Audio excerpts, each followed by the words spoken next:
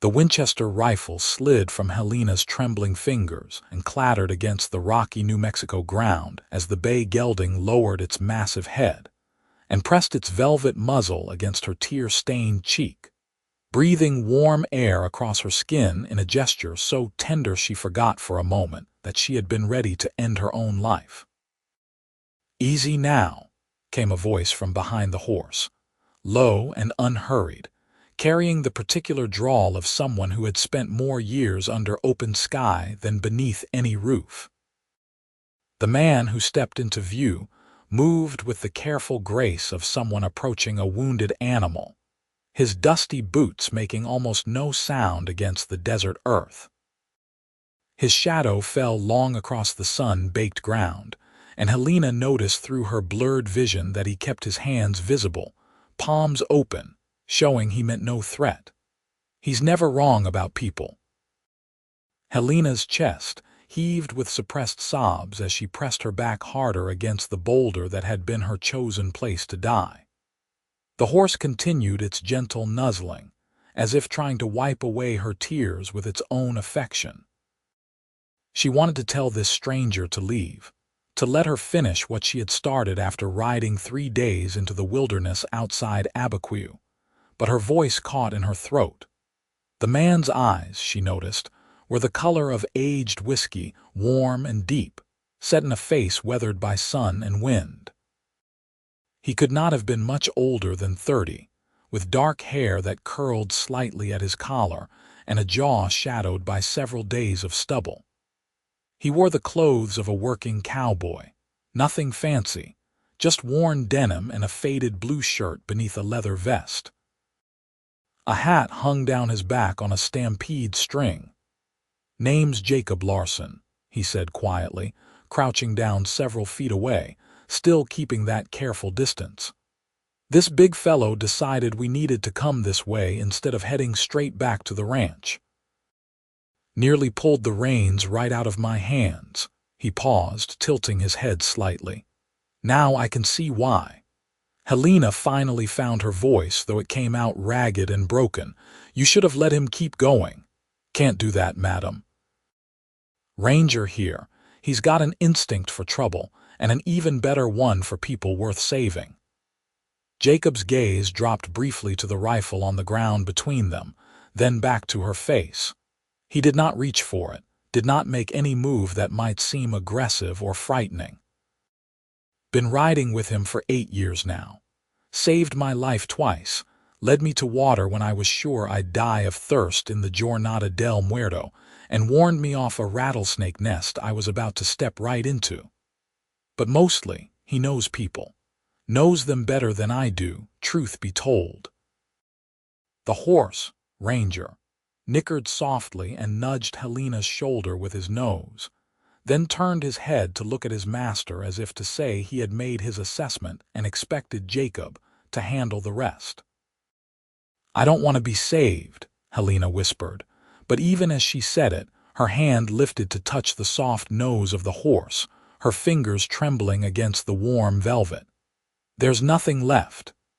Jacob settled more comfortably into his crouch, apparently prepared to wait as long as necessary. The late afternoon sun painted the New Mexico landscape in shades of gold and amber, stretching shadows across the scrubland dotted with piñon and juniper. In the distance, the Jemez Mountains rose in layered ridges of purple and blue. It was November of 1882, and the air held that peculiar clarity that came with autumn in high desert country.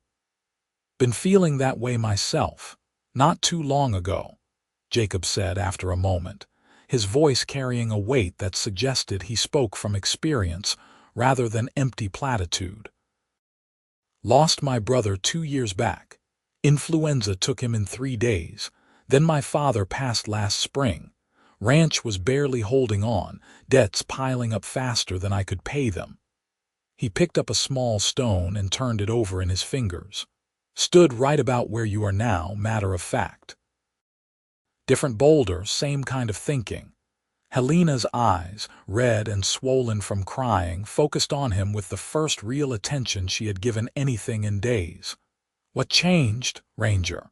Jacob nodded toward the horse. Wouldn't let me do it. Kept getting in the way, pushing me back, making such a fuss that I finally started laughing at the absurdity of being bullied by a horse. Then I got angry at him for interfering. Then I realized I had felt something other than numb for the first time in months. Figured if I could still get angry, maybe I could still feel other things too. Maybe there was still something worth staying for. The horse had positioned himself between Helena and the rifle now, a living barrier of muscle and warm horseflesh. Helena found herself stroking his neck, her fingers tangling in his dark mane. The repetitive motion soothed something jagged inside her.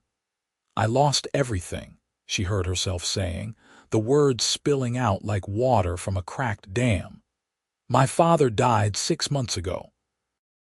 My uncle took the property, said a woman could not manage it alone. He married me off to a man twice my age, said it was for my own protection." Her voice hardened with bitterness. Protection.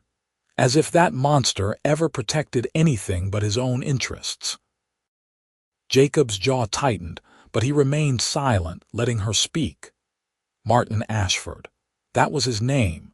He owned half the businesses in Abiquiu, and everyone said I should be grateful such an important man wanted to marry me. Nobody asked if I wanted to marry him. Helena's hand stilled on Ranger's neck.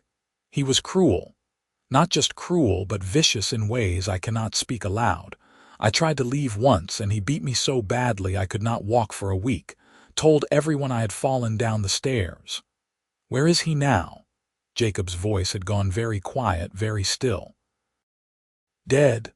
The word came out flat, emotionless. 3 days ago, heart gave out in his sleep. The doctor said it was mercy that he went peacefully. Helena laughed, a harsh sound without humor. Mercy. But here is the thing that brought me out here. I am glad he is dead.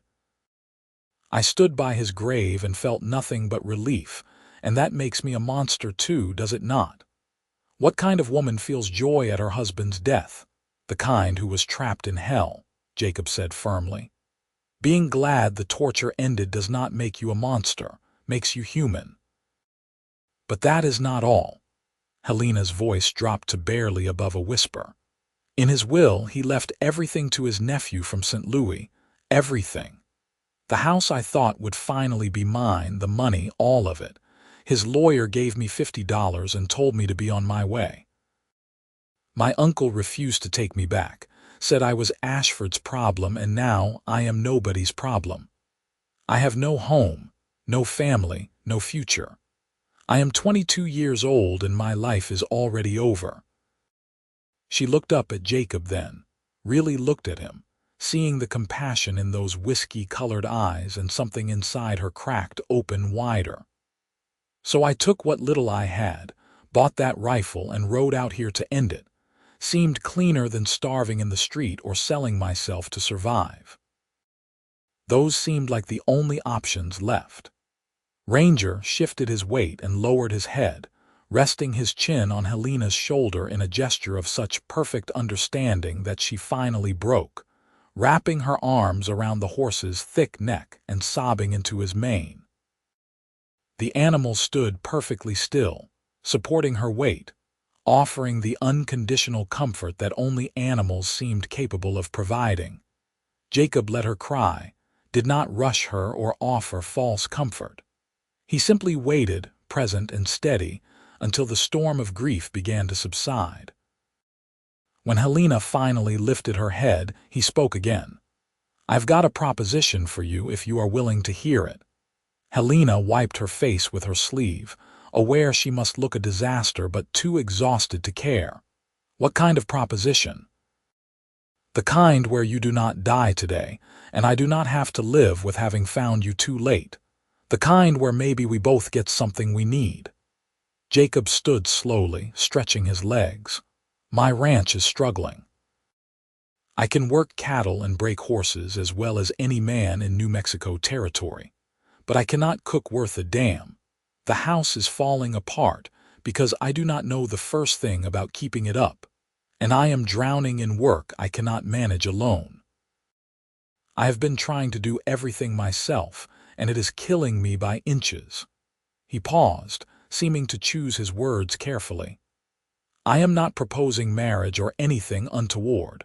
I am proposing a job. You come work for me, help run the household, manage the things I am terrible at managing, and I will pay you fair wages, give you your own room, and feed you 3 meals a day. You would be an employee, nothing more, with full respect and autonomy. You could leave any time you wanted, no strings, no obligations beyond honest work." Helena stared at him, trying to process this unexpected offer. "You want to hire me? You do not even know me." "Ranger knows you." Jacob nodded toward the horse. "And he has never steered me wrong. Besides, any woman with the courage to ride 3 days into the wilderness alone has got backbone. Any woman who can survive what you just described has got strength most men will never have. That is worth something in my book. I do not know anything about ranching. I am not asking you to rope cattle. I am asking you to help me not live like a wild animal in my own house. I am asking for someone who can keep food in the pantry, mend what needs mending, maybe help with the books since I am awful with figures. Basic things that I have been neglecting because I am too proud to admit I cannot do it all alone." Helena's mind raced, looking for the trap, the hidden price, the catch that must surely exist. Men did not just offer desperate women jobs without expecting something in return. "Why should I trust you?" "You should not," Jacob said bluntly. "You do not know me from Adam, but here is what I can tell you. My mother raised me to respect women, and my brother would reach down from heaven and throttle me if I ever mistreated one. You would have your own space, a lock on your door if it makes you feel safer. If I do anything that makes you uncomfortable, you can take one of my horses and ride straight to the sheriff in Santa Fe, and I will write you a letter saying you are acting with my full permission." He met her eyes steadily. "I am offering you a chance, miss. A chance to not die today and to maybe build something new tomorrow. That is all." Ranger nickered and tossed his head, as if adding his own endorsement to the offer. Helena looked down at the rifle still lying on the ground, then at the horse who had stopped her from using it, then at the man who was offering her something she had thought no longer existed in this world: hope. It was a fragile, uncertain thing, but it was there nonetheless, flickering like a candle in the wind. "I do not even know if I can do what you are asking," she said quietly. "My father taught me to read and write and do figures, but Martin never let me do anything. He had servants for everything, and I was just supposed to sit quietly and look decorative. Can you cook? Some. My mother taught me before she died. Then you are already better at it than I am. Can you add and subtract? Yes. Better than I am at that too. Everything else we will figure out as we go." Jacob took a step forward, still keeping his movements slow and unthreatening. "What do you say, miss? Will you take the job?" Helena looked at him for a long moment, studying the earnest sincerity in his face, the honest decency that seemed to radiate from him. She thought about the alternative, about the cold metal of the rifle and the permanent darkness she had been ready to embrace. Then she thought about the way Ranger had nuzzled her, the way this animal had chosen to intervene in her despair, and the way Jacob had spoken about his own brush with the same darkness. "My name is Helena Ashford," she said, then corrected herself. "No, Helena Adams. I am done with his name. Pleased to meet you properly, Miss Adams." Jacob extended his hand, and after a moment's hesitation, Helena took it. His grip was firm but gentle, calloused from years of hard work. "Let's get you back to the ranch before dark. It is about an hour's ride from here." He helped her to her feet, his touch careful and respectful. And she realized how tall he was, easily 6 feet, with the lean, muscular build of someone who made his living through physical labor. He retrieved her rifle, checked that the safety was engaged, and secured it to his saddle with practiced efficiency. "Can you ride?" he asked. "Yes, my horse is tethered about 100 yards that way." Helena gestured toward a cluster of juniper trees. They found her mare, a gentle sorrel who nickered in greeting, and Jacob checked the saddle and tack with a practiced eye before helping Helena mount. She was stiff and sore from sitting against that boulder for hours, and shaky from the emotional storm she had weathered, but she managed to settle into the saddle. As they rode toward Jacob's ranch, with the setting sun painting the world in shades of rose and gold, Helena felt something she had not experienced in longer than she could remember: the faint stirring of curiosity about what tomorrow might bring. It was not happiness, not yet, perhaps not even hope in its fullest sense, but it was a crack in the wall of despair that had enclosed her. Ranger walked beside her mare, occasionally turning his head to check on her, and Helena found herself smiling just slightly at the horse's continued vigilance. "You really do have a special horse," she said to Jacob. "He really does have a special person," Jacob replied, nodding toward her. "He just knew it before you did." The Larson Ranch, when it came into view in the deepening twilight, was both better and worse than Helena had expected. The land itself was beautiful, nestled in a valley with a creek running through it and backed by the dramatic rise of red rock cliffs. Cottonwoods lined the water, their leaves golden in the last light of day.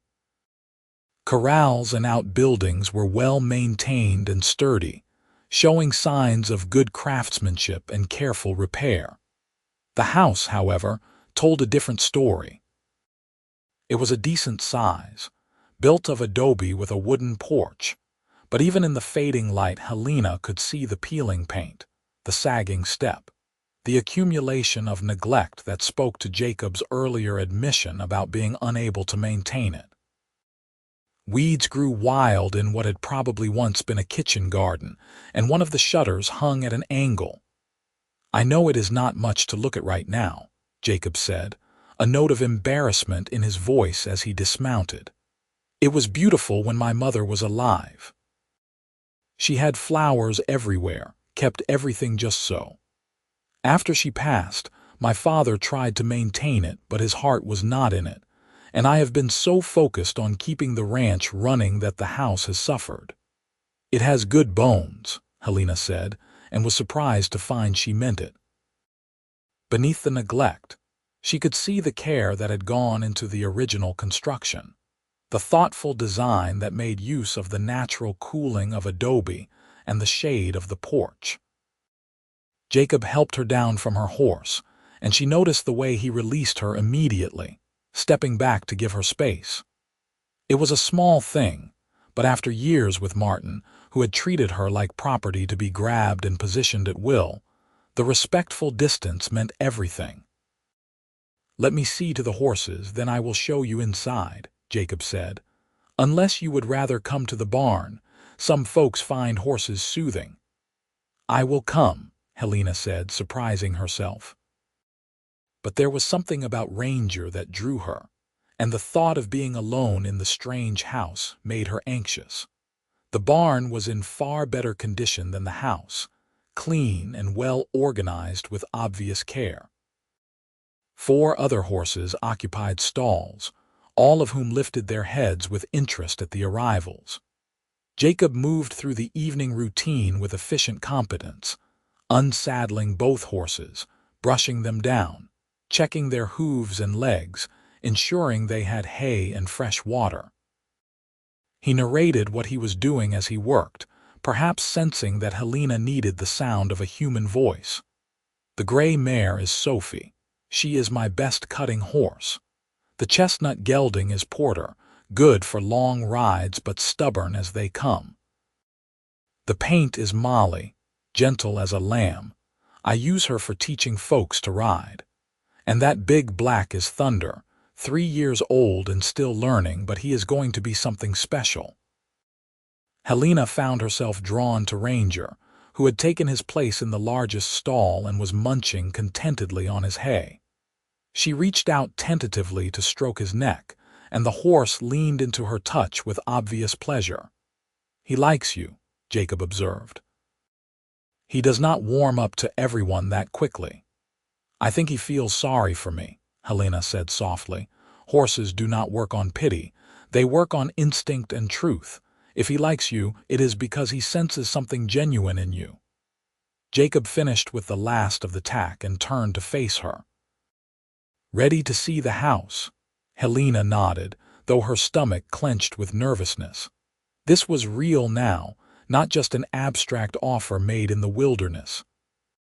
She was about to enter the home of a strange man, commit to living under his roof, trust that his words about respect and safety were more than empty promises. As if sensing her hesitation, Jacob paused at the barn door. "I meant what I said out there, Miss Adams. You are safe here. I know you have got no reason to believe me yet, but I hope I can prove it through my actions." The interior of the house confirmed everything Jacob had said about his domestic deficiencies. The main room that served as kitchen and living area was cluttered with dishes, newspapers, bits of tack that needed mending, and the general accumulation of a bachelor who had been too busy or too depressed to maintain basic order. Dust covered most surfaces, and the dishes in the wash basin looked like they had been there for several days. But again, beneath the mess, Helena could see the remnants of a home that had once been loved. A beautiful hand-woven rug on the floor, faded but still intact. Sturdy furniture built to last generations. A large fireplace with an ornate mantel, windows positioned to catch both morning and afternoon light. "It is worse than I remembered," Jacob said with a rueful laugh. "I have been spending most of my time in the barn or out on the range. I sleep here and that is about it." "Where would my room be?" Helena asked. "This way." Jacob led her down a short hallway to a door he pushed open. "This was my brother's room. I cleaned it out last year but have not used it for anything since." The room was simple but private, with a bed, a dresser, a washstand, and a window that looked out toward the creek. Most importantly, Helena noted, it had a door with a functioning lock. "The other bedroom is mine, down at the far end of the hall," Jacob said, pointing. "There is a privy out back, and I have been meaning to rig up a better bathing situation but have not gotten around to it yet. Right now it is just a bucket and a towel." Helena stood in the doorway of what would be her room, trying to process the strangeness of the situation. Just hours ago she had been ready to die, and now she was standing in a dead man's bedroom preparing to start a new life with a stranger whose only reference was a horse's good opinion. "I know this is strange," Jacob said quietly. "If you want to think about it, sleep on the decision, I will understand. I can make up the bed for you tonight and we can talk more in the morning." "No," Helena said, the word coming out more firmly than she expected. "No, I do not need to think about it. I already decided when I took your hand back there by the boulder. I am going to stay and do the job you hired me for." Relief flashed across Jacob's face. "Thank you, truly. You do not know what this means." "I think I do," Helena said softly. "I think it means survival for both of us." They stood there for a moment, two broken people beginning the tentative process of trying to put pieces back together, until Jacob cleared his throat and stepped back. "I bet you are hungry. I was going to make some beans and bacon, which is about the extent of my cooking skills. You are welcome to take over if you would rather, or I can handle it and you can rest." "I will help," Helena said. The thought of sitting alone in the strange room was worse than the prospect of navigating the awkward domesticity of cooking with a stranger. Working together in the kitchen was stilted at first, both of them hyper-aware of each other's space, but gradually a rhythm emerged. Helena found the makings of cornbread and put together a batch while Jacob dealt with the bacon.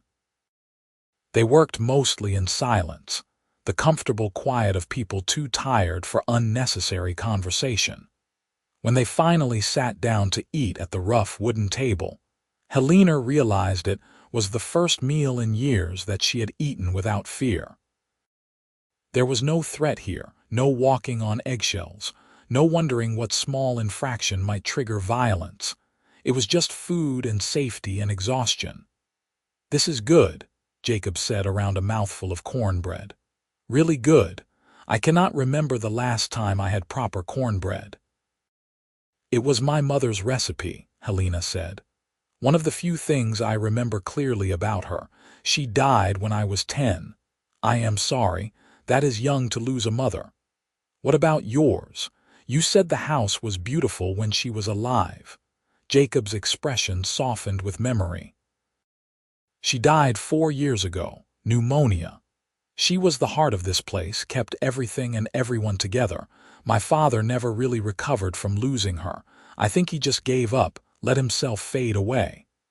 He pushed beans around on his plate. "My brother Daniel tried to step up, tried to be the one who held things together, but then the influenza came through and he was gone in 3 days. After that, it was just me." "That is a lot of loss," Helena said quietly. "Seems like we both know something about that." Jacob met her eyes across the table. "Maybe that is why Ranger knew you would understand. Maybe that is why this might actually work." After dinner, Helena insisted on washing the dishes while Jacob brought in her meager belongings from her saddlebags. The domestic routine felt strange and normal at the same time, a glimpse of the kind of life she had thought existed only for other people. When the kitchen was clean and the lamps were lit against the dark, they stood awkwardly in the main room, neither quite sure how to end this strange first day. "I usually rise with the sun," Jacob said finally, "but you sleep as long as you need. There is no rush, no demands, just rest and recover." "Thank you," Helena said, meaning it for so much more than just permission to sleep late. "For everything. For not riding past, for offering me this chance." "Thank you for taking it," Jacob replied. "For trusting Ranger's judgment if not mine." Helena smiled, a small, real smile that felt foreign on her face. "Ranger is a very wise horse." "The wisest," Jacob agreed. Helena retreated to her room, closing and locking the door more out of long habit than fear. She sat on the bed, testing the mattress, looking around at the simple space that was now hers. Through the window, she could hear the sound of the creek and the wind in the cottonwoods, the peaceful music of the high desert night. She thought about the boulder in the wilderness, about the rifle and the despair that had brought her there. Then she thought about the velvet nose of a horse who had refused to let her die, and the quiet decency of a man who had offered her a future when she thought none existed. It was not happiness, not yet. The wounds were too fresh, the losses too raw. But it was possibility, and that was something she had not had in a very long time. In the morning, Helena woke to the smell of coffee and the sound of Jacob moving around the kitchen. Sunlight streamed through the window, golden and warm, and for a moment she forgot where she was. Then memory returned, and with it a flutter of anxiety about this new life she had committed herself to. She dressed in one of her simple calico dresses, braided her dark hair, and steeled herself to face the day. When she emerged from her room, she found Jacob at the stove, looking frustrated with a pan of what might have been intended as eggs but looked more like scrambled rubber. "I tried," he said with a sheepish grin. "I really did try." Helena could not help but laugh, a sound that surprised her. "Let me take over before you burn the house down. Deal." Jacob gratefully surrendered the spatula and took a seat at the table with his coffee. "I need to ride out to the north pasture today, check on the cattle, probably be gone most of the day." "You all right here on your own, or would you rather ride along?" The thought of being alone in the house made Helena nervous, but she also needed time to acclimate, to explore her new surroundings without someone watching. "I will be fine. I thought I might start organizing the house a bit, if that is all right." "More than all right, that is exactly what I was hoping for. Just do not wear yourself out. This place did not get into this state in a day. It does not need to be fixed in one either." They ate breakfast together, an easier meal than dinner had been, the first sharp edges of strangeness beginning to wear smooth. Jacob told her where things were stored, gave her a tour of the pantry and root cellar, showed her the chicken coop she had not noticed the night before. "The hens are still laying pretty good," he said as they scattered feed for the birds. "I have been collecting eggs but not doing much else with them. There is a spring house by the creek for keeping things cool." After Jacob rode out on Sophie, heading north with a wave and a promise to be back by sunset, Helena stood in the yard and took a deep breath. This was her home now, at least for the foreseeable future. She needed to make it feel that way. She started with the kitchen, tackling the accumulated dishes and scrubbing surfaces until they gleamed. Then she swept the floors, beat the dust from the rugs, opened all the windows to let fresh air chase away the stale smell of bachelor neglect.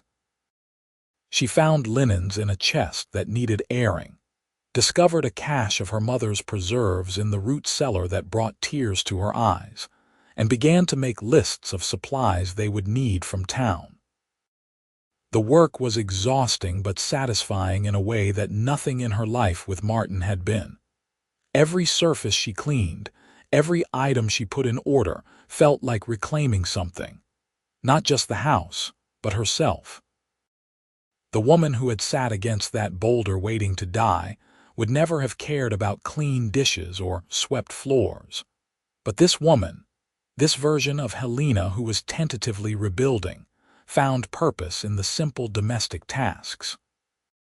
She took a break around midday to explore the property, walking down to the creek where the water ran clear and cold over smooth stones. Cottonwoods provided dappled shade, and she could see the silvery flash of fish in the deeper pools. It was beautiful here, peaceful in a way that sank into her bones and loosened knots she had not realized she was carrying. When Jacob returned at sunset, dusty and tired, he stopped in the doorway of the house and stared. "Did you sleep at all?" he asked, looking around at the transformed space. The kitchen gleamed. The main room was organized and clean, curtains she had found and washed fluttered at the open windows, and a vase of dried flowers she had discovered in a box now sat on the table. "I needed to stay busy," Helena admitted. "It helps me not think too much." Jacob removed his hat and hung it on a peg, shaking his head in wonder. "In one day you have done what I could not manage in a year. This place looks like a home again." "It is a good house," Helena said. "It just needed someone to care for it." They fell into a routine over the following days that surprised them both with its ease. Jacob woke early to handle the livestock and morning ranch work. Helena rose shortly after to prepare breakfast and begin the day's domestic tasks.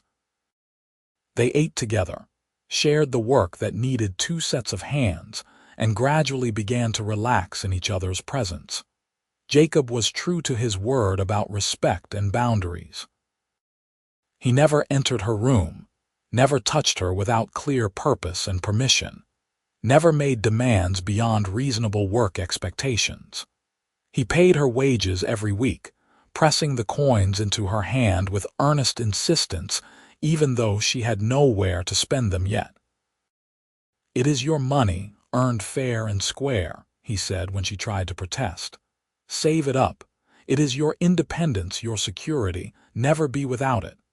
They talked while they worked, sharing stories in small increments. Jacob told her about learning to ride before he could walk, about his brother's terrible jokes and his mother's beautiful singing voice. Helena spoke carefully about her father, a schoolteacher who had believed in education for women, and about the books she had loved before Martin had forbidden her to read them.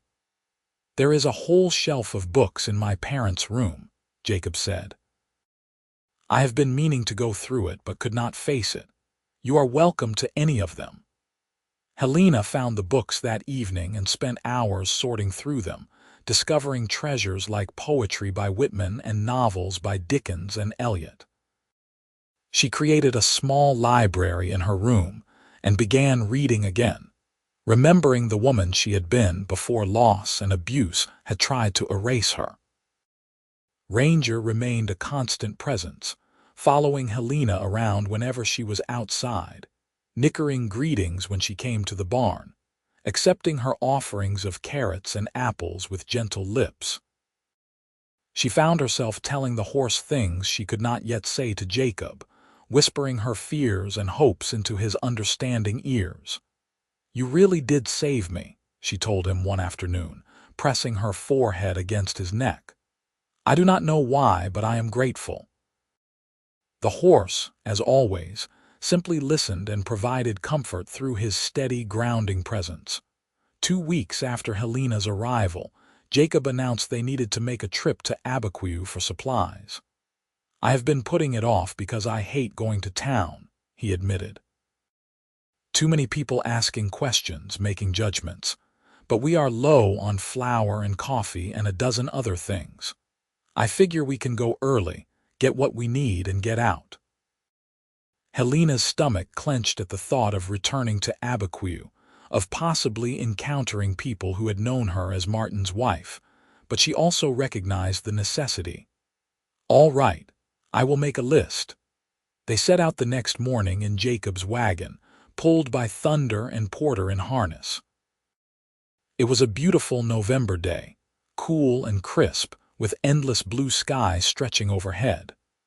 The road to Abiquiu wound through spectacular country, red rock formations giving way to the valley where the small town nestled near the Chama River.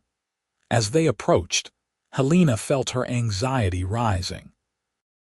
She had not been back since Martin's death, since the lawyer had dismissed her with $50 and her uncle had turned her away. The thought of facing that humiliation again made her want to hide. Jacob seemed to sense her distress. "We do not have to stay long. Get the supplies and go. If anyone gives you trouble, they will have to go through me." His protective stance should have frightened her after Martin's possessive control, but there was a difference in Jacob's tone. He was offering support, not ownership. The distinction mattered.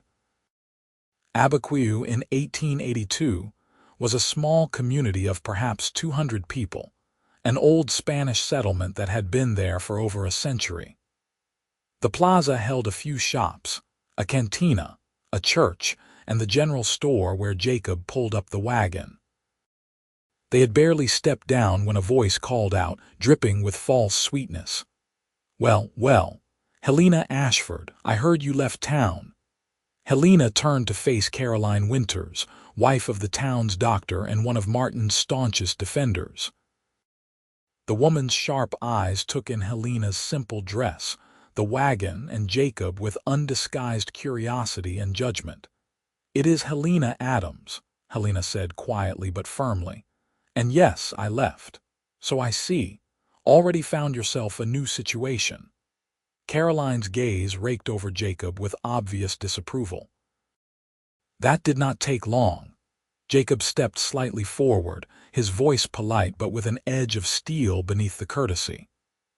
"Jacob Larson, madam. Miss Adams is my employee managing my household. All perfectly respectable, I assure you." "Of course," Caroline said in a tone that suggested she believed nothing of the sort. "It is just surprising to see a widow move on so quickly after such a tragedy. Poor Martin, such a loss to the community." Helena felt the familiar surge of rage and helplessness. The knowledge that she could never tell these people what Martin had really been, how he had terrorized her, because they would never believe her. Men like Martin were too good at playing the respectable citizen in public. But before she could formulate a response, Jacob spoke again, his tone gone very quiet and very cold. "I did not know the gentleman, but I know Miss Adams is a woman of exceptional character and strength. Whatever situation brought her to my employ is none of my business or anyone else's. Now, if you will excuse us, we have supplies to purchase." He offered Helena his arm, and she took it gratefully, letting him guide her into the store while Caroline stood gaping behind them. Inside, Helena released a shaky breath. "Thank you for that." "That woman is a vulture," Jacob said bluntly. "Small-minded and cruel. Do not let her words touch you." They moved through the store, gathering supplies while Helena tried to ignore the whispers and stares that followed them. Mr. Garrett, who ran the store, was at least professionally polite, tallying up their purchases without comment. As Jacob loaded bags of flour and coffee into the wagon, Helena made a quick trip to the mercantile next door for fabric and thread. She was measuring out yard goods when she heard a familiar voice behind her. "Helena." She turned to find Sarah Chen, the daughter of the family who ran the restaurant in town. Sarah had been kind to Helena during her marriage, one of the few people who had not treated her like decorative furniture. "Sarah," Helena said with genuine warmth, "it is good to see you. I heard what happened about the will and your uncle. I wanted to reach out, but I did not know where you had gone." Sarah glanced around to make sure they were alone, then lowered her voice. "I am glad you got away from that house, from him. I know what he was." Helena's eyes widened. "You knew. My mother worked as a cook for him before you married. She quit after 3 months because she could not stand the way he treated people. She tried to warn your uncle, but no one wanted to hear it." Sarah squeezed Helena's hand. "I am glad you survived him. I am glad you are free." The simple validation, the acknowledgement that she had not been crazy or oversensitive, brought tears to Helena's eyes. "Thank you for saying that. You do not know how much it means." "Who is the handsome cowboy?" Sarah asked with a small smile. "His name is Jacob Larson. I work for him managing his ranch house." "Just work?" Sarah's eyebrows raised teasingly. "Just work," Helena confirmed, though she felt her cheeks warm. "He has been very kind, very respectful. He offered me a job when I needed one most." "Well, hold on to that one. Kind men are rare." Sarah picked up a basket of buttons. "Come by the restaurant if you are in town again. We can have tea and actually talk." "I would like that," Helena said, meaning it. She finished her purchases and met Jacob back at the wagon, feeling slightly better despite the encounter with Caroline. At least one person in this town had seen the truth. They were loading the last of the supplies when a man approached, well-dressed and officious-looking. Helena recognized him as Thomas Ashford, Martin's nephew and the inheritor of his estate. "Mrs. Ashford," he said with a slight sneer. "I did not expect to see you back in town." "I am just passing through," Helena said stiffly. Thomas looked at Jacob with obvious disdain. "And who might you be?" "Her employer," Jacob said flatly. "Was there something you needed, or are you just here to gloat?" "I am here to ensure my uncle's widow is not spreading lies about him or the estate. I have heard rumors she has been maligning his character." "I have not said a word to anyone," Helena said, her voice shaking with suppressed anger. "Though if I did, every word would be truth." "Be very careful, Mrs. Ashford. Defamation is a serious charge." Thomas stepped closer, trying to intimidate her. "My uncle was a respected man in this community, and I will not have his memory tarnished by a bitter woman." Jacob moved between them so quickly that Thomas stumbled backward. "You are going to step away from her right now," he said, his voice deadly calm. "And you are going to remember that she owes you nothing, not respect, not silence, not even civility. Now walk away before this gets unpleasant." Thomas's face flushed red, but something in Jacob's stance, in the coiled readiness of his posture, made him reconsider whatever he had been about to say. "This is not over," he blustered, but he was already backing away. "Yeah, it is," Jacob called after him. Then he turned to Helena. "Let's get out of here." They climbed into the wagon and Jacob snapped the reins, sending Thunder and Porter into a quick trot that carried them out of town. Neither spoke until Abiquiu was well behind them and the road stretched empty ahead. "I am sorry you had to deal with that," Jacob said finally. "With all of them, small towns can be the cruelest places on earth." "You did not have to defend me like that," Helena said, though warmth spread through her chest at the memory of him standing between her and Thomas. "I do not want to cause you trouble. You did not cause anything. They did, with their judgment and their protection of a man who did not deserve it." Jacob glanced over at her. "And I wanted to defend you. You deserve someone in your corner." Helena looked at his profile as he drove, taking in the strong line of his jaw, the way the wind ruffled his dark hair, the competent hands guiding the horses. Something had shifted between them in that town. Some barrier had lowered. He had seen her past, had witnessed her humiliation, and had chosen to stand with her anyway. "Thank you," she said softly, "for everything. Not just today, but all of it. You gave me my life back." "Ranger gave you your life back," Jacob corrected with a small smile. "I just provided the employment." "Ranger has excellent judgment," Helena said, and they both laughed. The weeks that followed saw the first hints of something changing between them, a warmth that went beyond employer and employee, beyond simple friendship. It showed in small moments. The way Jacob made sure to bring her wildflowers when he found them on his rides, the way Helena started making his favorite foods without being asked, the way their conversation stretched later into the evenings, ranging from philosophy to silly stories that left them both laughing. Jacob taught her to ride better, to handle the horses with confidence. Helena tackled the overgrown garden, planning what she would plant come spring. They repaired the sagging porch step together, their shoulders brushing as they worked, and the contact no longer felt awkward but natural. One evening in early December, they sat on the newly repaired porch watching the sunset paint the cliffs in shades of orange and purple. The air was cold enough to see their breath, and Jacob had brought out blankets to wrap around their shoulders. "I have been thinking," Jacob said slowly, as if choosing his words with great care, "about how much my life has changed since you came here.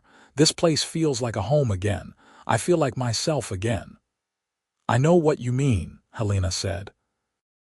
"I did not realize how lost I was until I started finding my way back. Can I tell you something?" Jacob turned to look at her, his expression serious in the fading light.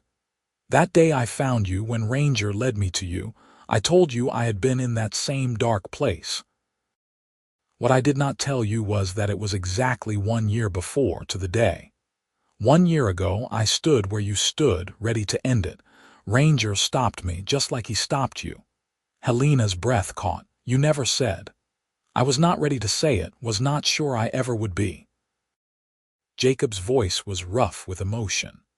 "But I want you to know that when I offered you that job, it was not just about needing help around the house. It was about recognizing someone else in the dark and wanting to be for you what Ranger was for me, a reason to hold on one more day." "You were," Helena whispered. "You are." They sat in silence for a moment, the weight of shared understanding settling between them. Then Jacob spoke again, hesitant, vulnerable. "I know this was supposed to be just a job, just a professional arrangement. And if that is all you want, I will respect that completely. But I need you to know that somewhere along the way it became more for me. You became more." He took a shaky breath. "I am falling in love with you, Helena, maybe already have fallen. And I needed to tell you, even if it changes everything, even if you do not feel the same." Helena's heart hammered in her chest. After Martin, she had thought she would never want to be close to a man again, never trust that kind of vulnerability.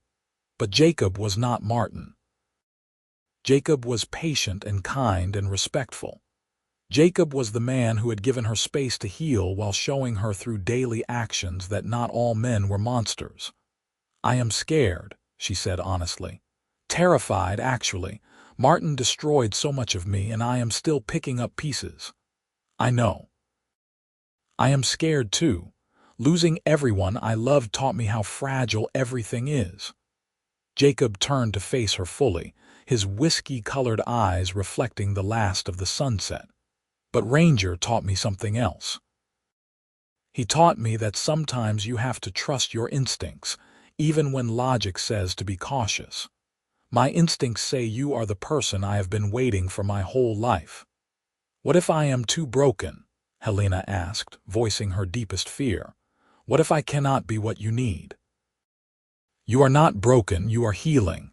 There is a difference." Jacob reached out slowly, giving her time to pull away, and took her hand. "And you do not have to be anything except yourself. That is all I want. That is all I will ever want."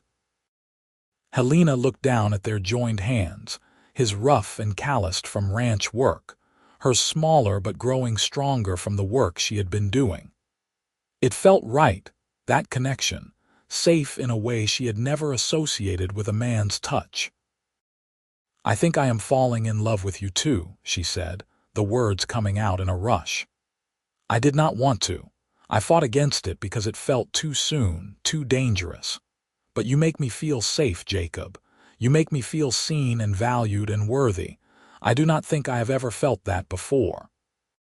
The smile that spread across Jacob's face was like sunrise, bright and full of hope.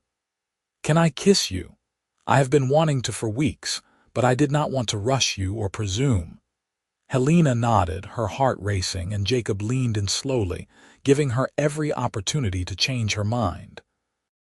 When his lips met hers, gentle and questioning, she felt something inside her shift and settle, like a piece of herself she had not known was missing finally clicking into place. The kiss was soft and sweet and full of promise, nothing like the demanding, possessive kisses Martin had forced on her. This was a question and an answer, an offering and an acceptance. When they finally pulled apart, both were breathing hard, foreheads resting together. "I have got one more thing to say, and then I will stop talking and just kiss you again," Jacob murmured. "When you are ready, not now, but someday if you want, I would like to court you properly. I would like to marry you, build a life with you, grow old with you on this ranch. But only when you are ready, only when you are sure. There is no rush, no pressure. I will wait as long as it takes." Helena laughed, the sound bright with happiness and relief, and the sheer wonder of being offered something beautiful after so much darkness. "You might not have to wait as long as you think. I am ready to start imagining a future again. I am ready to believe in possibilities." "Then let me start by saying this." Jacob cupped her face in his hands, his touch reverent. "I love you, Helena Adams. I love your strength and your courage and the way you brought life back to this house and to me. I love the way you talk to the horses and the way you hum while you cook. I love that you survived hell and came out the other side still capable of kindness." "I love you too," Helena said, the words feeling like freedom. "I love your gentleness and your integrity. I love that you listen when I talk and respect my boundaries. I love the way you saved me without making me feel weak for needing saving." They kissed again, longer this time, until the stars came out overhead and the cold drove them inside. But even then, they sat close on the sofa, wrapped in blankets, talking about everything and nothing while the fire crackled in the hearth. Jacob told her about his dreams for the ranch, about wanting to breed horses instead of just running cattle, about building something that could last for generations. Helena shared her own carefully buried hopes about wanting to teach someday, about the children she had thought she would never have after Martin's cruelty. "We could build a school here," Jacob said, warming to the idea. "A small one for ranch children in the area. You could teach, and we could give kids the kind of education your father believed in." You would do that? Helena asked, amazed. I would do anything to see you happy, Jacob said simply. Your dreams are my dreams now. As December deepened and winter settled over New Mexico, their courtship unfolded with a sweetness that neither had thought possible. Jacob continued to be unfailingly respectful, always asking permission before entering her space, always giving her control over the pace of their physical intimacy. Helena found herself slowly shedding the armor she had built during her marriage, allowing herself to be vulnerable in ways that terrified and exhilarated her.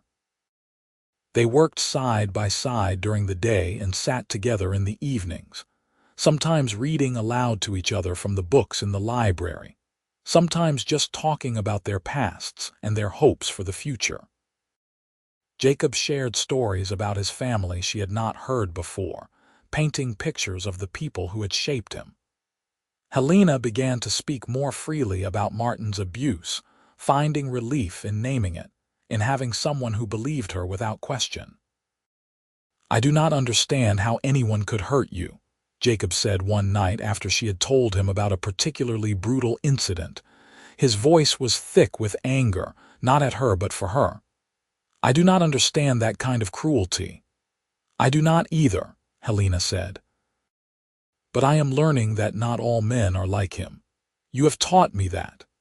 Christmas came, and they celebrated quietly together, decorating the house with pine boughs and making a special dinner. Jacob gave Helena a beautiful leather-bound journal, knowing how much she had come to love writing again. Helena gave him a new saddle blanket she had woven herself, the pattern intricate and colorful. You made this? Jacob asked, running his fingers over the tight weave. Helena, this is beautiful. I wanted to make something that would last, she said, something that would remind you every day that you are valued. They sat close by the fire that night, and Jacob pulled a small box from his pocket. I know we agreed not to rush things, he said, his voice nervous. And this does not have to mean anything happens right away, but I want you to have this as a promise of my intentions. Inside the box was a simple gold ring set with a small turquoise stone. It was my grandmother's, Jacob said. My mother gave it to me before she died, told me to give it to someone I loved more than breath itself. That is you, Helena. You are that person for me. Helena's eyes filled with tears as she looked at the ring, so different from the ostentatious diamond Martin had given her, a ring that had felt like a shackle. This ring was offered with love and patience, with the promise of partnership rather than ownership. I would be honored to wear it, she said softly. And I think I am ready to say yes to your proposal. I want to marry you, Jacob. I want to build that future we have been dreaming about. Jacob's whoop of joy startled Ranger in his stall outside, and Helena laughed as he swept her into his arms and spun her around the room. When he set her down, he slipped the ring onto her finger where it fit perfectly, as if it had been made for her. We can have a long engagement if you want, Jacob said, or we can marry tomorrow, whatever you need. Soon, Helena decided, not tomorrow, but soon. I do not want to wait anymore. I have wasted enough of my life being afraid. They decided on a date in early January, a small ceremony with just a few witnesses at the church in Abiquiu. Helena wrote to Sarah, who agreed to stand up for her, and Jacob asked his neighbor Tom Morrison to serve as his witness. The weeks leading up to the wedding were busy with preparations, though Helena insisted she did not want anything fancy. She made herself a simple dress of deep blue calico, practical and pretty. Jacob spruced up his best suit and took extra care grooming all the horses for the occasion. The morning of the wedding dawned clear and cold, the kind of brilliant winter day that made every color seem more vivid. They rode into Abiquiu together in the wagon, now a familiar route, and if there were still disapproving glances from some of the townspeople, neither of them cared.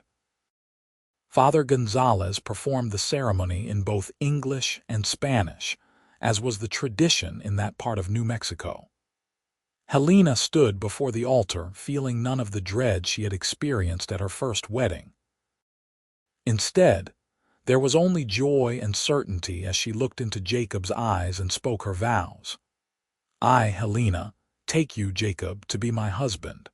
I promise to stand with you in all things, to support your dreams, and to build a life of honesty and respect. You saved me when I was lost, and I will spend the rest of my life showing you what that gift means to me. Jacob's voice was thick with emotion as he spoke his own vows.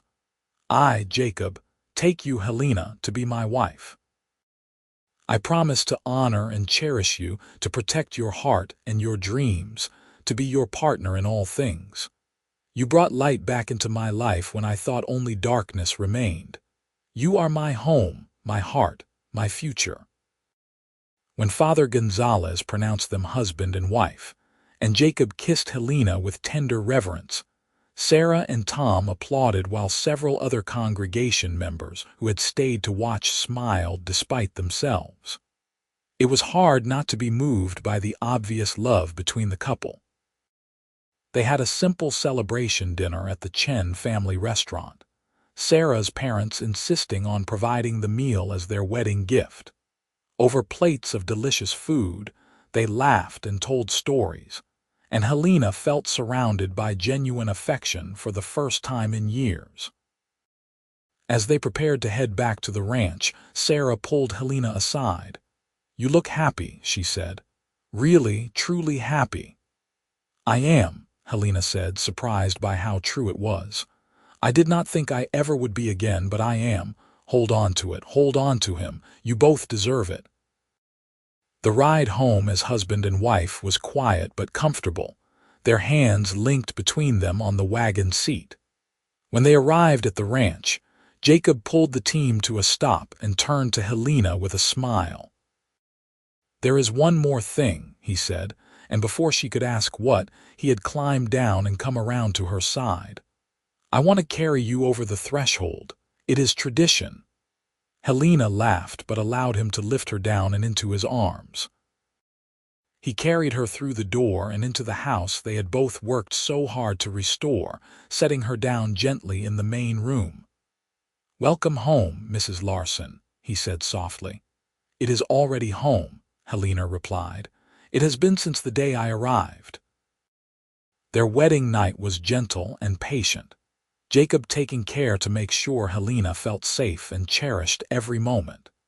He knew about the trauma Martin had inflicted and was determined to show her that physical love could be something beautiful rather than brutal.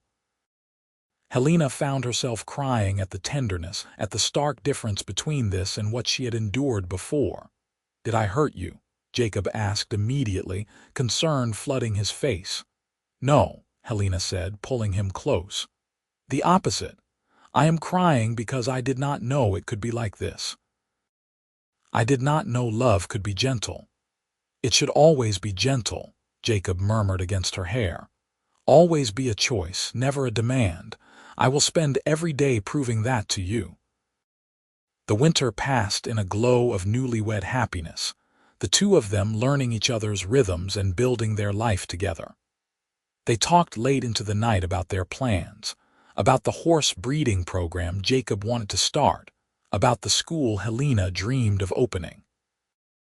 In February, Jacob brought home 3 new mares he had purchased from a breeder in Santa Fe, beautiful animals with excellent bloodlines that he planned to breed to Ranger.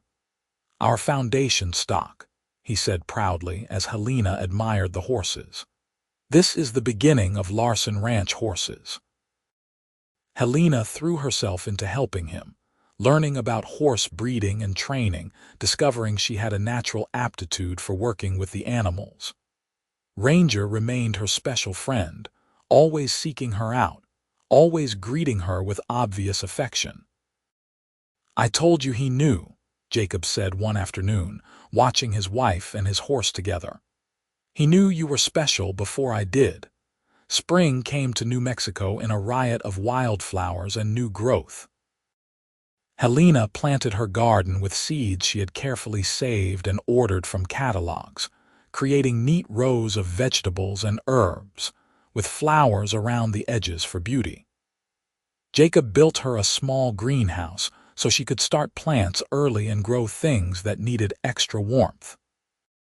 In April, Helena realized she had missed her monthly courses. At first, she thought it was just the stress and change of her new life, but when a second month passed and she began feeling nauseated in the mornings, she knew. She was pregnant. The knowledge filled her with a complicated mix of joy and fear. She had wanted children her whole life, but Martin had never allowed it, making cruel comments about her worthiness to be a mother. Now, carrying Jacob's child, she felt both blessed and terrified. She told him one evening as they sat on the porch watching the sunset, unable to keep the secret any longer. "I have something to tell you," she said, her voice shaking slightly. "I think I am pregnant." Jacob went very still, then turned to look at her with wonder dawning in his eyes. "Truly?" "Truly? I am fairly certain. All the signs are there." He let out a whoop of joy similar to the one when she had accepted his proposal, then immediately looked contrite. "Sorry, I do not want to scare you, but Helena, this is amazing. We are going to have a baby. You are happy?" She asked, needing to hear it. "Happy does not cover it. I am thrilled, ecstatic, terrified in the best possible way." He took her hands in his. "Are you happy? I know this is complicated for you." "I am happy," Helena said, and realized it was true. "I am scared too, but I am happy. This is something I always wanted but thought I would never have. A child born from love instead of obligation." They held each other as the sun set, already planning and dreaming about the baby who would join them in the fall. The pregnancy progressed smoothly, and Helena bloomed with it.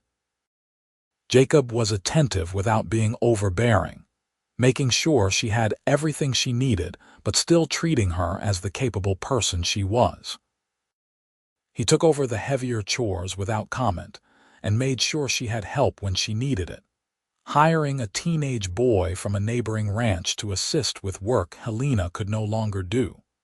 In July, they made the trip to Santa Fe to see a doctor and purchase supplies for the baby. The doctor confirmed that all was well and predicted a late October birth. They celebrated by staying in a hotel for 2 nights, a rare luxury, and exploring the territorial capital together. "Have you thought about names?" Jacob asked as they walked through the plaza, Helena's hand tucked into his arm. "I have been thinking about it," Helena admitted. "If it is a girl, I would like to name her Rose after my mother, and if it is a boy, perhaps Daniel after your brother." Jacob stopped walking, emotion clear on his face. "You would name our son after Daniel. He was important to you. I want to honor that." "Rose or Daniel," Jacob said softly. "Perfect names for a perfect baby." As summer deepened, they continued to work on the ranch, the horse breeding program showing real promise. 2 of the mares were in foal, and Ranger proved to be an excellent stud, passing on his intelligence and calm temperament. Jacob began getting inquiries from other ranchers about purchasing horses, and it looked like their dream of making the ranch sustainable through horse breeding might actually work. Helena's energy flagged as she grew larger, and she spent more time in the house, sewing baby clothes and preparing the room that would serve as a nursery. It was the room Jacob had cleaned out, his brother Daniel's old room, and there was something fitting about it housing the next generation. In late October, as the aspens turned gold in the mountains and the air took on the crisp edge of autumn, Helena's labor began. Jacob rode for the midwife, Mrs. Garcia from Abiquiu, and sent word to Sarah as well. Then he paced the house nervously until the women shooed him outside.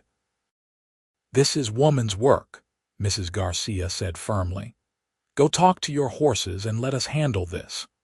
Jacob spent the longest hours of his life in the barn with Ranger, who seemed to understand something momentous was happening. The horse stood quietly, his presence calming as Jacob talked through his fears. "I am going to be a father," he told Ranger. "I am terrified I will mess it up, that I will not be good enough. But then I think about how you brought Helena to me, how you saved us both, and I think maybe things work out the way they are supposed to." Inside the house, Helena labored through the afternoon and into the evening, Sarah holding her hand and Mrs. Garcia providing expert guidance. The pain was intense but bearable, made easier by the knowledge that this child was wanted, that she was surrounded by people who cared for her, that she was bringing new life into a home filled with love. As the sun set, painting the sky in shades of orange and purple, Helena gave birth to a healthy, squalling baby boy. When Mrs. Garcia placed the infant in her arms, Helena looked down at the tiny face and felt her heart expand in ways she had not known were possible. "Go get that husband of yours," Mrs. Garcia said with a smile. "Let him meet his son." Sarah ran to the barn, calling for Jacob, who nearly tripped over his own feet in his haste to get to the house. He burst into the bedroom, saw Helena propped up in bed with a bundle in her arms, and stopped short. "Come meet your son," Helena said softly, her face glowing with exhaustion and joy. Jacob approached slowly, almost reverently, and looked down at the baby.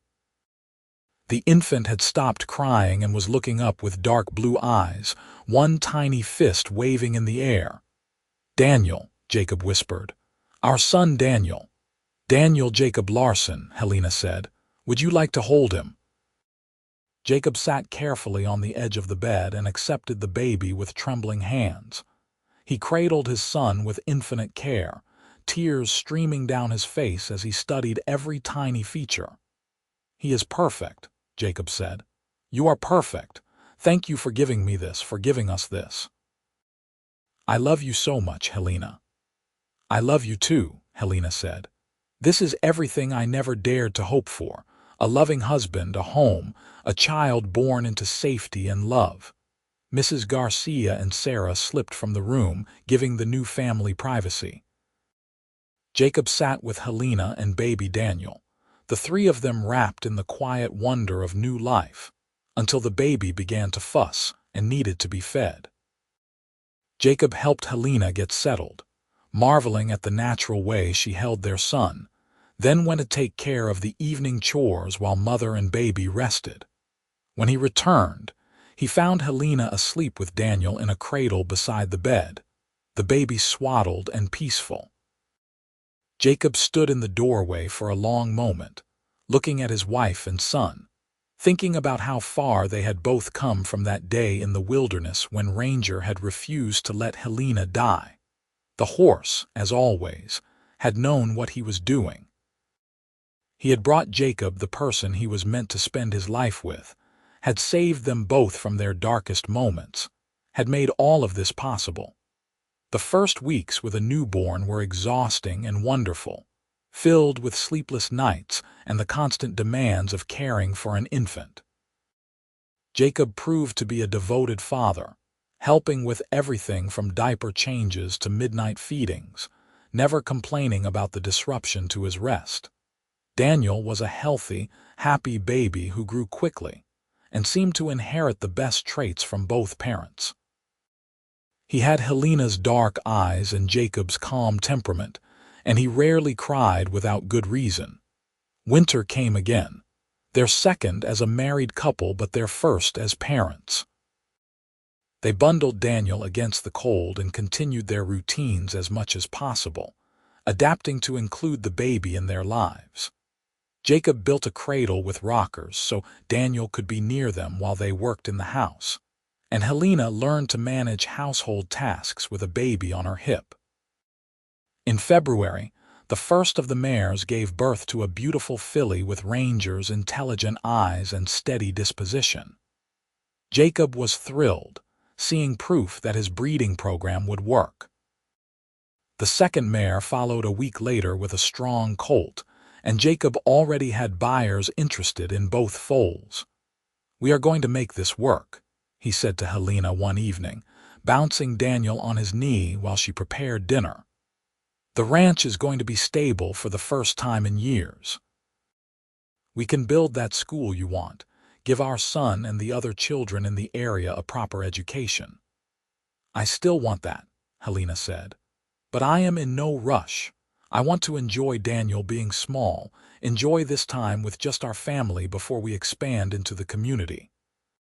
"Whatever you want," Jacob said. "We have time for everything." Spring brought new growth and new opportunities. Jacob's horses were gaining a reputation for quality, and he had orders for the next year's foals before they were even conceived. Helena's garden flourished, and she began preserving food for the winter, teaching herself skills she had never had the chance to learn before. Daniel grew from infant to baby, beginning to sit up and grasp objects, showing signs of the bright, curious child he would become. He adored his father and was fascinated by the horses, especially Ranger, who was always gentle with the small human who grabbed at his mane and squealed with delight. In June, on the anniversary of the day Helena had ridden into the wilderness ready to die, they took Daniel and rode out to the boulder where it had all begun. Helena stood in that spot, holding her son, with her husband beside her, and marveled at how much had changed. "I cannot even remember clearly what that felt like," she said quietly. "That despair, that certainty there was nothing left. It seems like a different person, a different life." "You were a different person," Jacob said.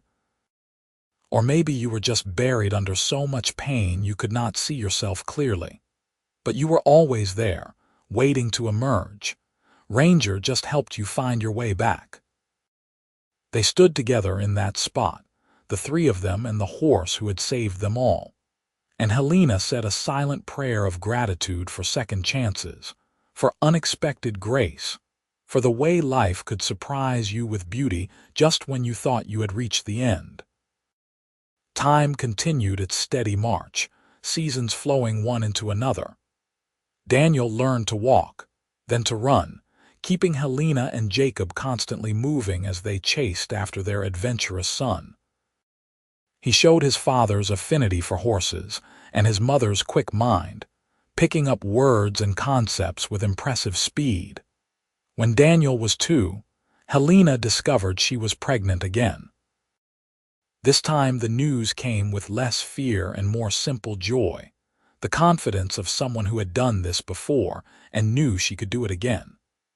Their second child, a daughter they named Rose Helena after both grandmothers, was born in the spring when the desert was carpeted with wildflowers. She was tiny and fierce, with her father's whiskey-colored eyes and her mother's determination. Jacob held his daughter with the same wonder he had felt holding his son, but there was something extra in his expression when he looked at Rose. Perhaps the awareness of how precious daughters were, how carefully they needed to be protected while still being encouraged to be strong. "She is going to be a force of nature," he predicted, and he was right.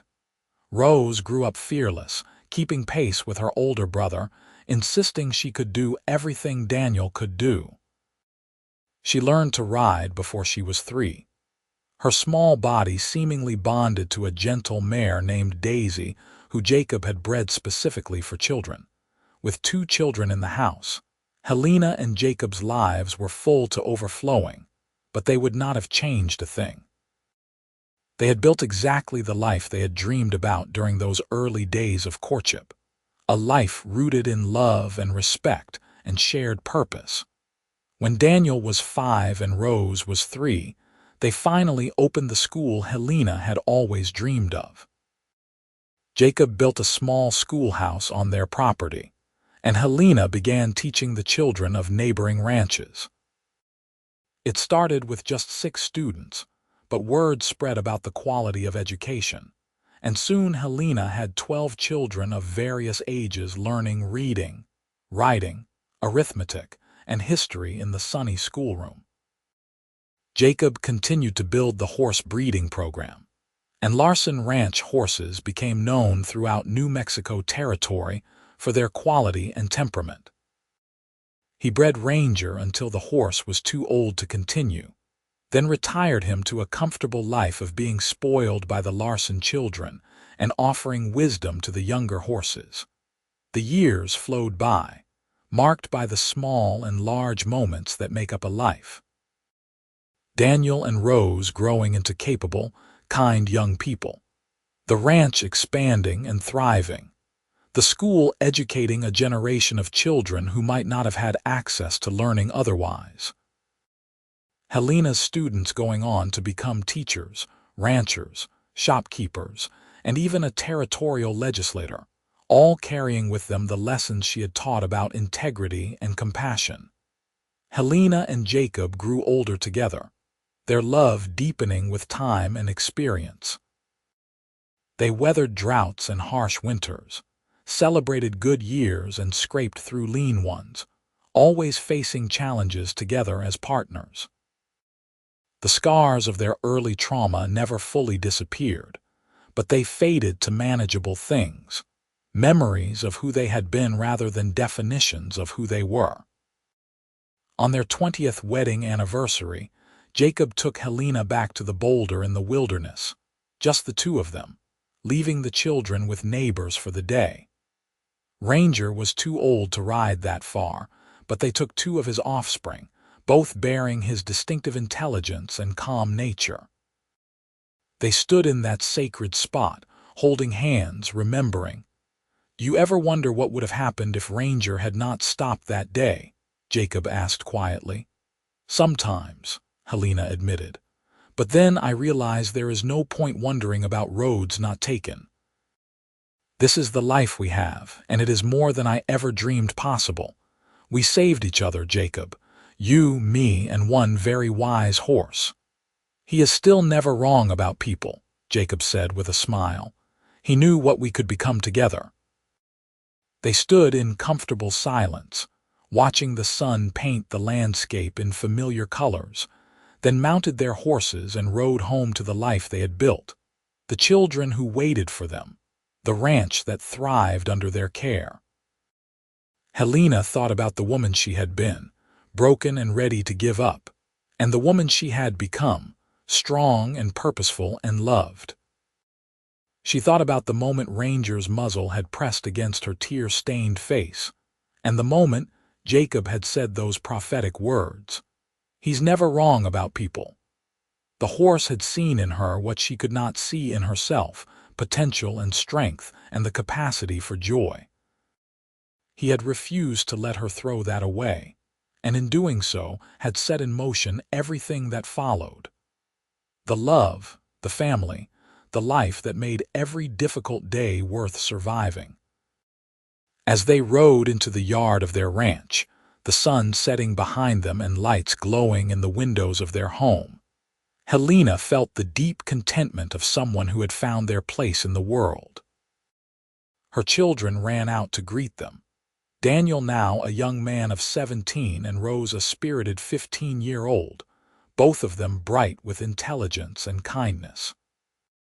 Jacob helped Helena dismount, his touch still gentle and loving after all these years, and they walked hand in hand toward the house, flanked by their children, home after their pilgrimage to the place where it all began.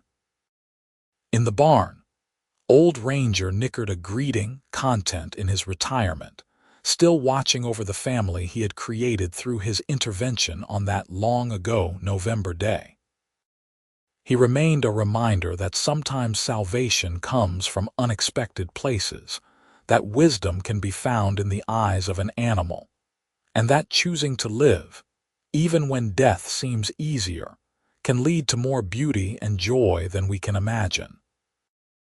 Helena paused at the barn door to visit the old horse, stroking his graying muzzle with affection.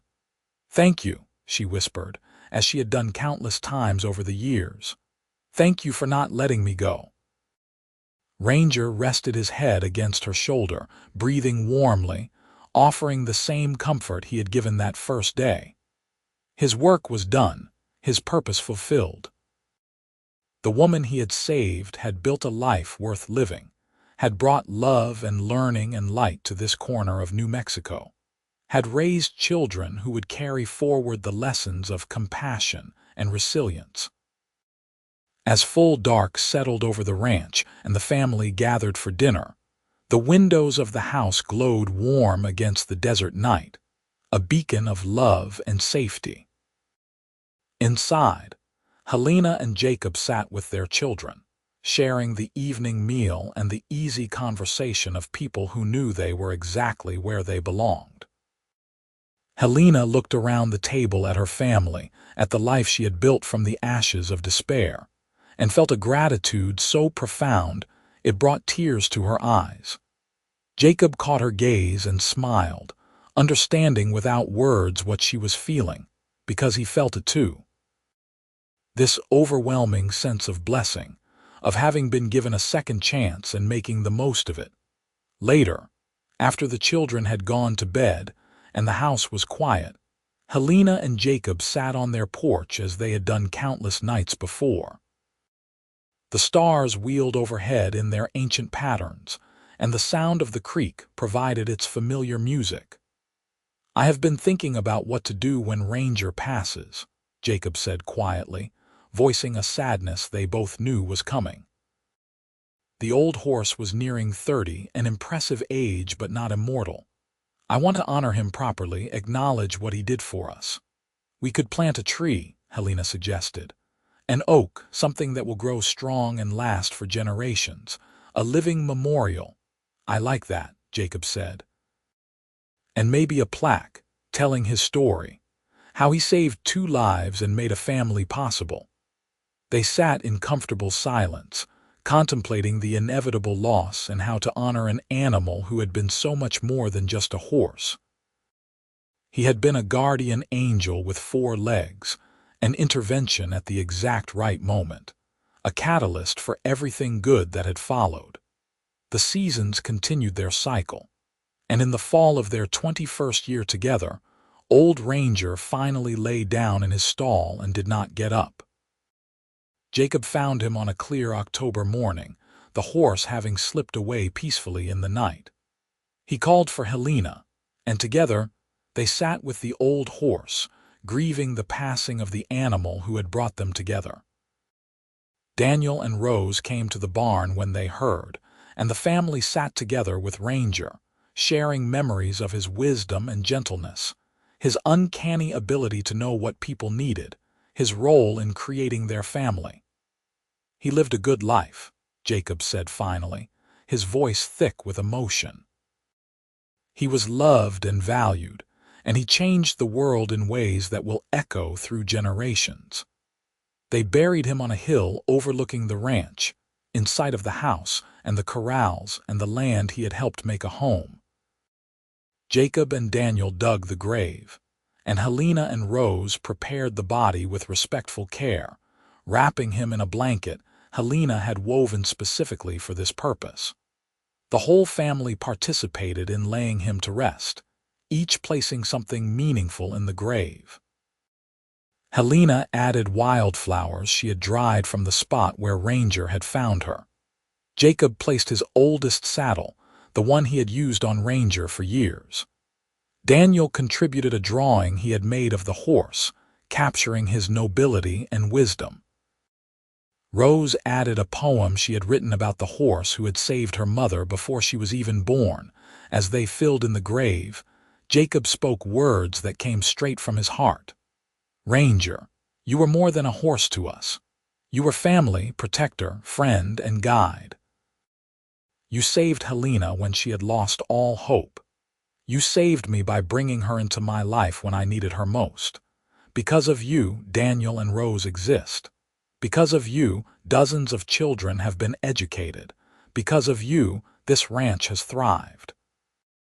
Your bloodline continues in the horses we breed, but more importantly, your wisdom and gentle spirit continue in how we live our lives and treat others.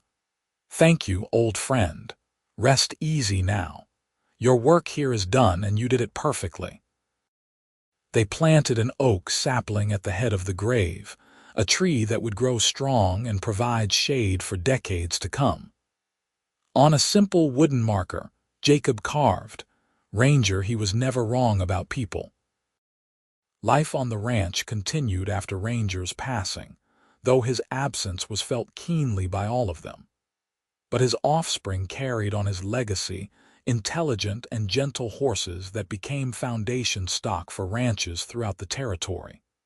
And the family he had created continued to grow and thrive. Daniel, in his late teens, began courting a young woman who came from one of the neighboring ranches, a kind girl who reminded Helena of herself at that age, hopeful and bright. Rose showed signs of becoming a teacher like her mother, already helping with the younger students in the school. Jacob and Helena watched their children growing into adults and felt the satisfaction of knowing they had raised them right, had given them the security and love that both parents had lacked in their own early years. They had broken cycles of pain and created new patterns of health and happiness. In the evenings, they still sat on their porch, watching the sun set over the land they had built together. Jacob would often tell stories about Ranger, keeping the horse's memory alive for the grandchildren they would eventually have. Helena would add her own recollections, particularly of that first day, when a horse's compassion had given her a reason to keep breathing. "Do you think he knew?" Helena asked one evening. "Knew that we would fall in love, that we would build all of this?" "I think he knew we needed each other," Jacob replied. "I think he sensed that we were both lost and that together we could find our way home. Everything after that was up to us, but he gave us the chance to try." "The best chance anyone ever gave me," Helena said, taking Jacob's hand. They grew older together, their love maturing into something deep and unshakable. They celebrated their 30th anniversary, then their 40th, still living on the ranch, still teaching and breeding horses and watching their family expand with grandchildren who learned to ride on descendants of Ranger, who heard the stories about the wise old horse who had created their family. When Helena was in her 60s, she published a book about her experiences, writing with honesty about the abuse she had survived, the despair that had nearly consumed her, and the unexpected salvation that came from a horse who refused to let her give up. The book reached women throughout the West who were trapped in similar situations, offering them hope and practical advice about how to escape. Jacob was enormously proud of her courage in telling her story, in using her pain to help others. He attended every speaking engagement she did in Santa Fe and Albuquerque, standing supportively in the background, ready to provide comfort if the memories became too difficult. The ranch became known not just for its quality horses, but as a place of refuge. Helena and Jacob opened their doors to women fleeing bad situations, offering them work and safety and the time to figure out their next steps, just as Jacob had once done for Helena. It was their way of paying forward the grace they had been given, of acknowledging that sometimes people needed a hand up at their lowest moment. They trained their children and grandchildren to continue this work, building a legacy of compassion and practical help that would outlast them. The Larson Ranch became synonymous with second chances, with the idea that your past did not have to define your future. On their 50th wedding anniversary, the family threw a huge celebration, inviting everyone whose lives had been touched by Helena and Jacob's work. The crowd overflowed the ranch, people coming from all over New Mexico to honor the couple who had built something beautiful from brokenness. Helena, now 72 and still sharp as ever, stood beside Jacob, who at 75 was grayer and slower, but still the man she had fallen in love with all those years ago. They looked out over the gathering at their children and grandchildren, at the students Helena had taught who had gone on to build successful lives, at the women they had helped who now stood strong and independent, at the ranchers who rode horses bred from Ranger's bloodline. "We did it," Jacob said softly, just to her. "We built the life we dreamed about." "We did better than that," Helena replied. "We built something that will last long after we are gone. We created ripples of good that will spread farther than we can imagine." Daniel, now a man in his late 40s with children of his own, stood to make a speech. "My parents have always told me that I owe my existence to a horse named Ranger," he said, provoking laughter from the crowd. "When I was young, I thought it was a cute story. As I got older, I began to understand the truth of it. Ranger did not just bring my parents together. He intervened at a crucial moment and gave them both a reason to keep living. Without that intervention, none of us would be here." He gestured to the assembled crowd. "But it is not just our family that owes a debt to that wise old horse. Every person here has been touched by what my parents built after he brought them together. The school, the ranch, the refuge for women in need, the quality horses that made ranching easier and safer, all of it stems from a single moment of grace when an animal refused to let a human give up." Rose, standing beside her brother, continued the thought. "My mother often says that sometimes salvation comes from unexpected places. She has taught us to be open to interventions, to be willing to be that unexpected salvation for others. My parents have spent 50 years living out the lesson Ranger taught them, that every person has value, that everyone deserves a chance, and that a little bit of compassion at the right moment can change everything." As the celebration continued into the evening, Helena and Jacob slipped away to walk up the hill to Ranger's grave. The oak tree had grown tall and strong, its branches spreading wide to provide shade. The simple marker still stood, the carved words as true as the day Jacob had made them. He was never wrong about people. "I miss him still," Jacob said, running his hand over the marker. "After all these years, I still sometimes turn to tell him something, forgetting he is gone." "He is not really gone," Helena said.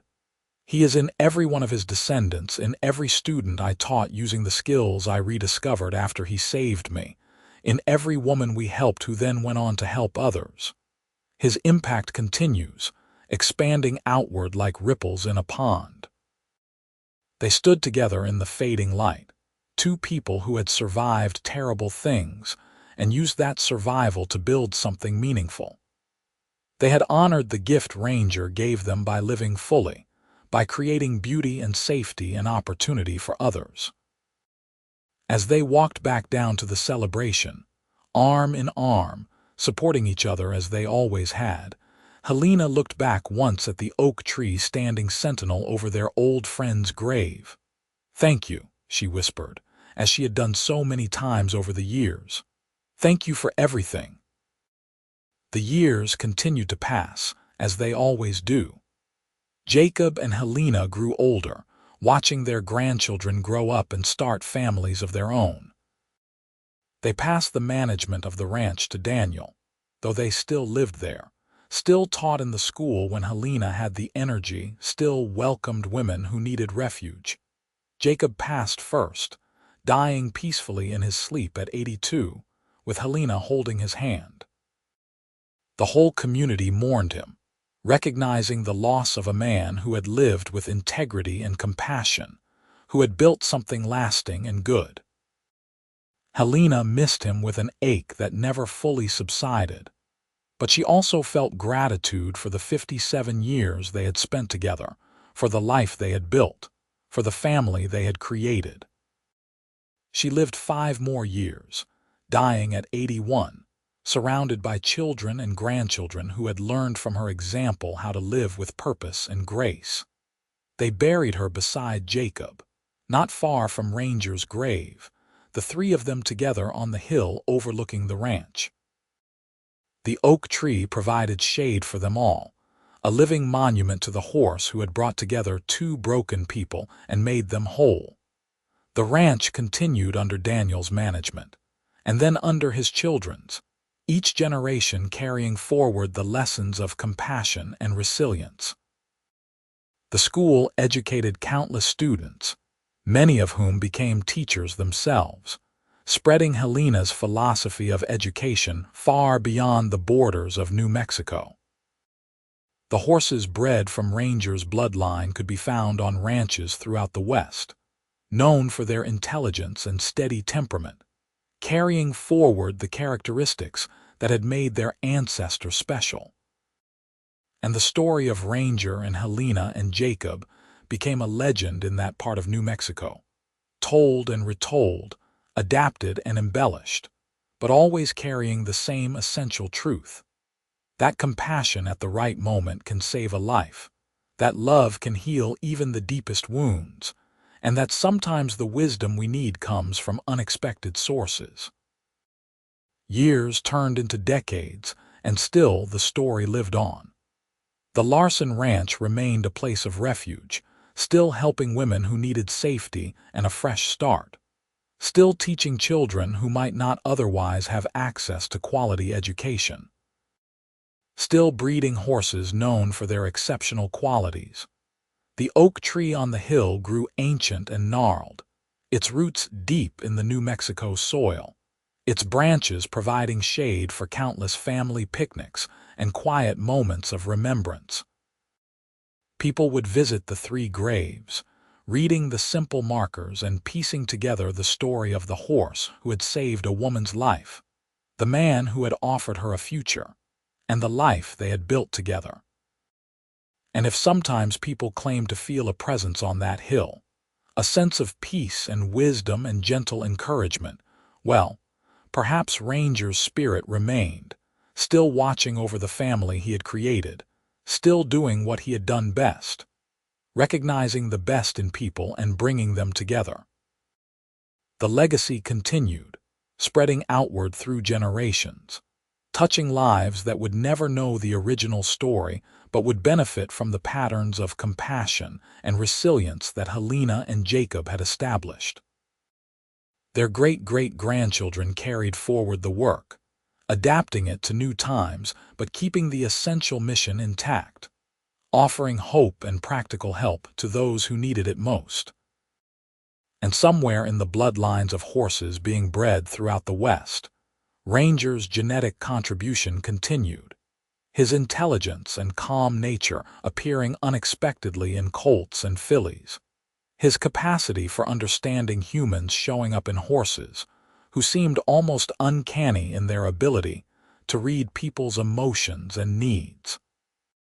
The story had a happy ending, not just for Helena and Jacob, but for everyone whose life they touched.